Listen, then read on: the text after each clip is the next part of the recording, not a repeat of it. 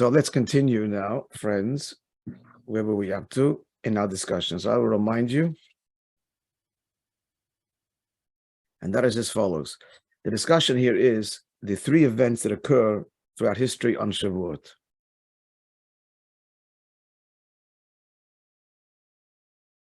The giving of the Torah, the passing of King David, and the passing of the Baal Shem Tov. And these three events are all interlinked because they represent, as we're starting to explain, the three stages in the realization of the purpose of creation, which culminates in the Messianic era. That's the perfect world God intended it to be, and we partnering with him to make it happen. So there are three stages for this to happen. No other, just these three. And they're represented by these three events. Not just represented, they occurred. They occur and reach a stage of completion in three stages. Stage one complete, stage two complete, and then stage three.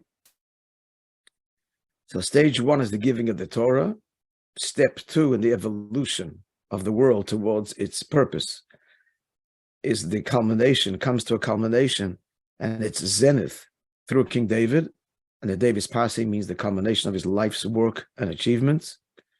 And the final stage, much later, is the Baal Shem Tov, the founder of the Hasidic movement, the final step towards and preparation and evolution, culminating in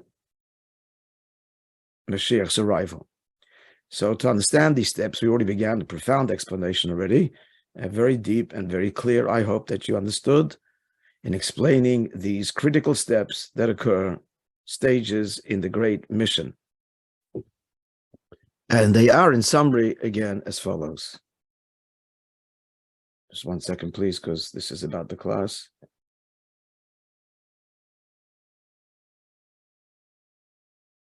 Okay. Okay. And that is, what is the purpose of creation?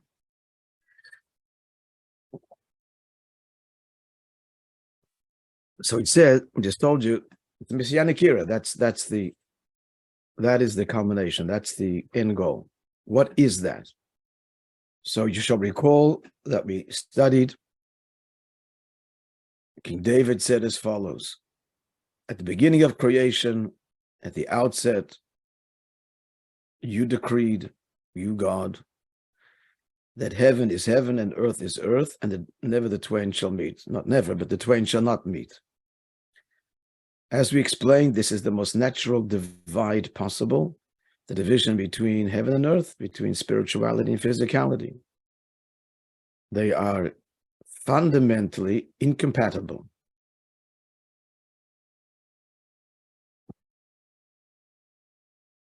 They're incompatible.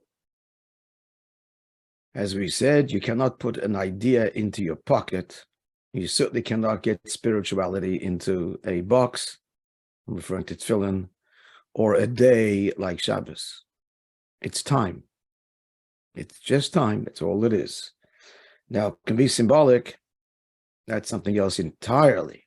We're not talking symbolism. The tefillin are not symbols, and Shabbos is not a symbolic day that simply reminds us of creation.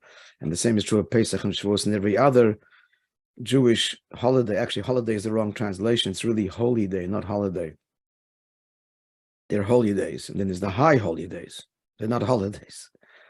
Not H-O-L-I, a day off. Well, they are a day off physical engagement, but they really should be translated as holy days. So these days are holy. Now, that doesn't make any sense. It doesn't make, a day can't be holy. You can't fit holiness into time and space. It doesn't go. So that's the natural division that in fact existed from the outset of creation.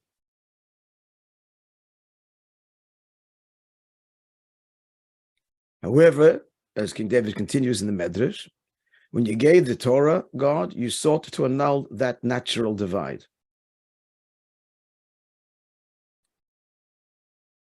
Which is your purpose. And that is that infinite and finite, heaven and earth, spirituality and physicality, actually become one. Now that's impossible. And as we learned of the last couple of weeks, of course, it's impossible. And only possible if God allows for it, because he is impossible and the source of the impossible. He is the source of darkness and light, of spirituality and physicality, of the infinite and finite. It's all expressions of him. And therefore, as we explained, invoking various parables and examples, which I won't repeat again, we explained that when the essence, therefore, of God, the eye of God, is revealed, that's the Anochi that happened at Mount Sinai, the eye of God, then the impossible fusion now becomes possible. That's what happened at Sinai. As we explained, the verse says that there was no echo. As explained by our sages, there's no echo to God's voice. And we asked, of what significance is that? Yes, echo, no echo. What's being conveyed here?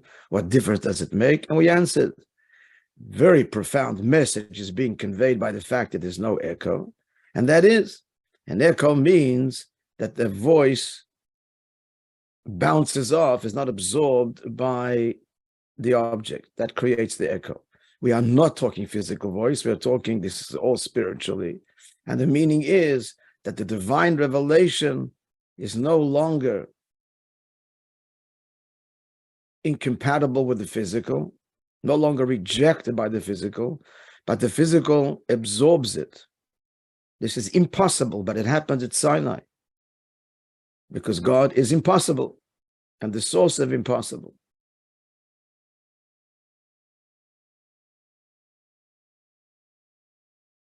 So that's stage one. Stage one is where godliness descends, as it were, penetrates and permeates all of creation, waiting thereafter for a Jew to come along at a particular time and place and fulfill the divine commandment and reveal the godliness that's there and sanctify that place, that object, that time, and so on. So the great mission of elevating the world began, and it's only possible from the moment of the giving of the Torah. As we explained, the forefathers, before the Torah was given,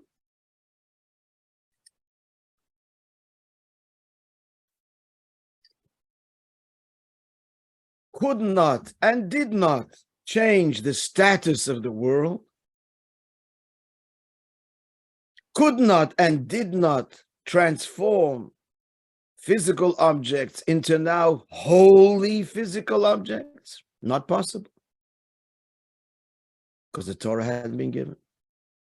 God didn't allow for this, didn't reveal his I, his Anochi, his very essence. So their Judaism was radically different to ours. Their Judaism was of a purely spiritual nature. It was transcendent. Ours is engagement. Any physical acts that they did, and they did, were merely symbolic, as we would expect them to be. That's the natural state. But the natural state was abolished with the giving of the Torah. And that's another reason why, in answer to our question that I began our talk today, which I shared with you, why God doesn't say, I'm creator of heaven and earth, but rather, I took you out of Egypt, because Judaism is not about nature. It's not about merging with nature and appreciating nature and God as creator and living a beautiful, harmonious life. It's not about being a mensch. I'm sorry to tell you. It's about being godly, bringing godliness into your menschlichkeit. It's about breaking the boundaries and limits going out of Egypt. And the biggest boundary and limit to be broken and shattered is the limit, the divide between heaven and earth. That's the primary and primal limit that God began to break with the Exodus and culminated with the giving of the Torah. So it's not about I am God, creator of heaven and earth. It's about I am God who took you out of Egypt.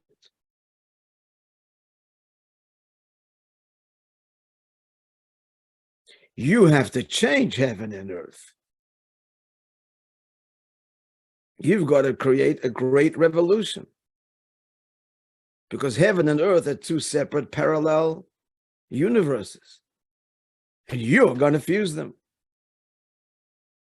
They're going to break the boundaries of heaven and break the boundaries of earth by doing the mitzvahs in which I've invested myself, says God. And therefore, it will now be possible. And that's my mission. That's my purpose. And together, we're going to make it happen. It's a partnership. I'm going to allow it to happen. You're going to make it happen. That's what happened at Sinai. So there, then the very next day or the very same day that the Torah is given, this great change forever. We do mitzvahs and we elevate the world. We spiritualize the world. We sanctify the world. We elevate it. We make it godly. Not nice, not good, not pretty, but godly. And with all of that comes the godliness suffuses the nice, the pretty, the natural, the beauty.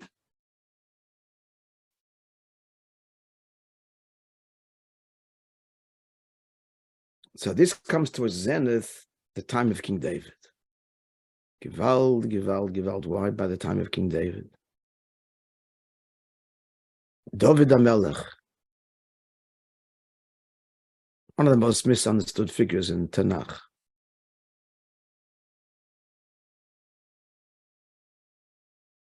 Truth is, all misunderstood.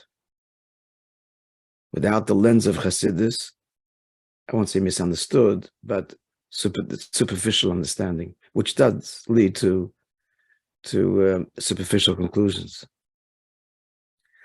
We're not going to go into King David's story now, but just tell you the bottom line, why Dovid Hamelech, Dovid Melech Israel, Chai V'Kayam. What an amazing statement. David, king of Israel, lives and exists forever.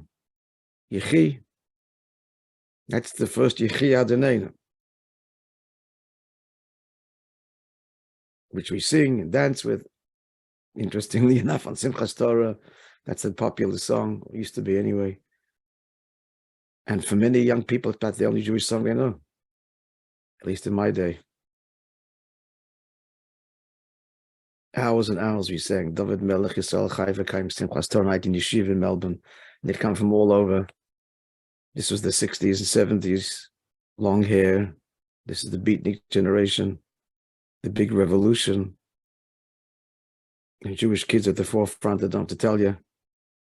The one time they came to Shul was Simchas Torah to Lubavitch.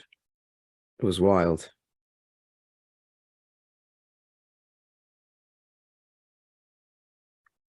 Bar Bali Tshuva came from that Simchas Torah, from those Simchas Torahs.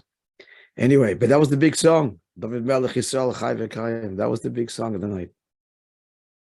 V'Kayim, Dovid Melech Yisrael. It's a great beat. It doesn't end.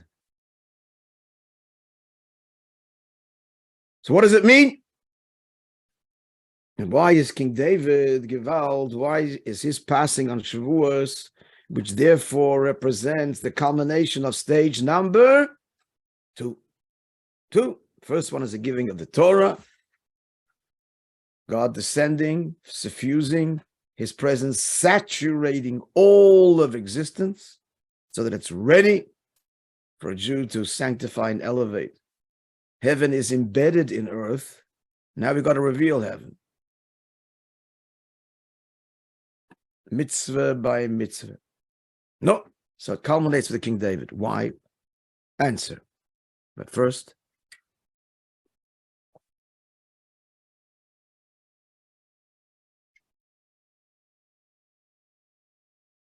King David, friends, accomplished or embodied in his life and life's accomplishment are two things. Number one, the monarchy. The first Jewish king, King Saul, Shaul Hamelech, was a member of the tribe of Binyamin. King David, his son-in-law, the second Jewish king, whose capital at the outset was Hebron for 7 years. King David is from the tribe of Yehuda. Now, you will recall that when Jacob blessed his sons before he died, and likewise Moshe Rabeinu before his death reiterates the blessings and adds his own dimension. Yehuda is described as the lion, the leader, and the scepter, says Yaakov, will never depart from Judah. Meaning to say, monarchy, kingship, that's Yehuda. And Mashiach, in fact, is a descendant of King David and tracing it back from Yehuda. Once King David became king, from then on, all legitimate kings would be his descendants. And I stress legitimate kings because there were other kings. As you know, the kingdom divided into two after the death of King David's son, Shlomo Melech Solomon. For centuries, there were two kingdoms, the north and the south, and the northern kingdoms were primarily kings in the tribe of Menashe and Ephraim, Joseph's children. And although they were kings, they were not legitimate in the same way that the kings of the southern kingdom were, which were all from the tribe of Judah. That's God's promise. That's the halacha. The halacha is that a king in Israel must be a legitimate king from the tribe, many qualifications, of course, but he must be from the tribe of and a descendant of Yehuda, the lion, the Lion King. So King David is the founder, in other words. King David now begins the Davidic dynasty, the legitimate monarchy, again, from whom Mashiach himself descends, is a direct descendant. What is monarchy? What is monarchy? So the relationship, it's like all truth, it's a deep irony, paradox. On the one hand, even before I get to the one hand, we should point out that the true quality of a Jewish king, the primary quality of a Jewish king, has to be absolute humility. As King David says in Tehillim, "V'anochi seilas v'la ish," I'm but a worm and not a man. And the Tehillim is full of very so much pathos there and emotion and deep humility, which is why, and so deeply true, why it's endured throughout the ages as one of our most sacred texts. The words, the book that a Jew turns to for thanksgiving and in time of need. Tilamul, as it's called affectionately, the Tilamul. How many tear-stained Tehillimuls have been offered to the Almighty in an ocean of tears over our millennia.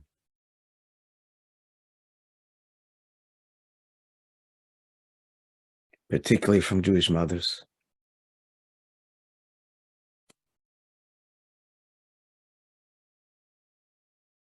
My mother, bless her Hareini kaparas mishkava.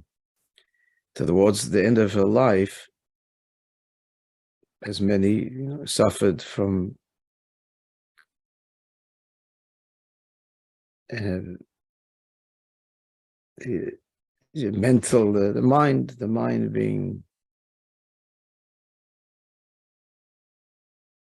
about this, something that she never lost, was a Tehillim, to say Tehillim,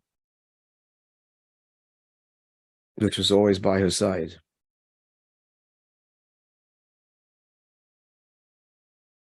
Thumbed and tear-stained, that she said on behalf of her children and all Klal Yisrael, praying for Mashiach. It's very precious, of course, and who's going to get the Tehillim?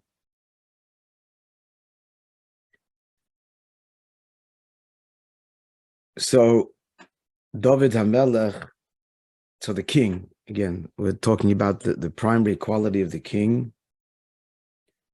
So the Melech, the king, first and foremost, his primary quality is profound humility. He must even resist wanting to be king. If you want to be king, that's the first strike against you. You're out. You will never be a king if you want to be. It isn't. If it's a big ego trip or even a small ego trip and you seeking leadership, and no, that's not the Jewish king. The true leader must, in the end, he accepts it only out of profound humility and surrender to the will of God as embodied in the will of the people. Because a true Jewish king is created by the people. Dovid Hamelech was begged by the people. Ein melech b'lo om. A king is a king only because of and by the people. And as we say every night in our evening prayer, when talking about God as king, we say every night of the year before the Amidah, after the Shema, u'malchusoi b'rotzoin kibla aleihem. And his kingship, referring to Hashem, they willingly, the Jewish people, accepted upon themselves. It can't be forced. If somebody forces leadership, he's not a king, he's a dictator. In Hebrew, he's a moshel, he's a ruler. He might be a despot, but he's not a king. The whole nature of king, true kingship. I don't speak of kings who abuse their power. I speak of true kingship like King David, Dovid Hamelech, and Mashiach, and the great Jewish and pious kings that we had. Not a lot of them, mind you, but we did. King Chizkiah, Menashe after he did Tshuva. He was from the northern kingdom. But at any rate, true kings, it's for the people, by the people, total surrender to the people. That's one side of the coin. I'm going to stop here. But the other side of the coin is, on the one hand, as we just said, the people create the relationship. They must coronate him. It must come and initiate from them. We want you to be our king. And we pledge ourselves as your loyal servants. That's how it must begin. The paradox, friends, is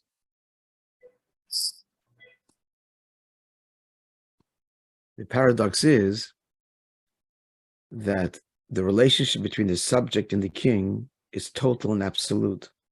The king owns the people because they have given themselves to him. There's no relationship like it. Parents don't own children. Teachers don't own students. People say, my wife, my children. She's not your wife. You don't own her. Of course, she's your wife, but not in the sense of my kids. I don't own my kids. These are gifts. They're soulmates and they're gifts. I don't own them. But the king owns the people. It's complete and absolute surrender. Only because we give ourselves. So what this means in summary there is that the monarchy is a relationship where the people have surrendered themselves willingly to the king totally and absolutely.